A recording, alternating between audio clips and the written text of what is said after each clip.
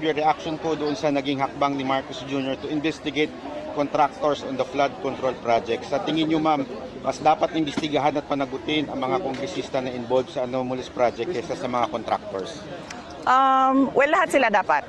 No, hindi lang yung mga contractors dahil yung mga contractors ay mga tauhan din sila ng mga members of the House of Representatives. Kung maalala ninyo, meron akong ginawa na interview noon kung bakit ako umalis sa Department of Education. Binanggit ko doon na 2 tao lang ang nagde-decide sa budget ng Pilipinas.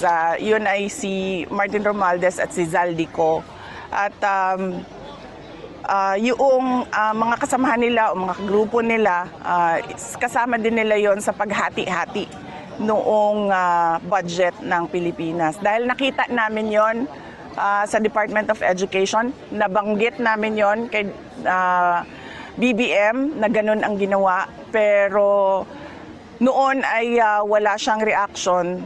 Tapos bigla ngayon, meron na siyang reaction. Paniwala ko, ginagawa nila yan para lang sabihin sa susunod na baha na, tingnan nyo, may ginawa naman kami. Pinaghahandaan niya lang yung excuse niya para sa susunod na baha.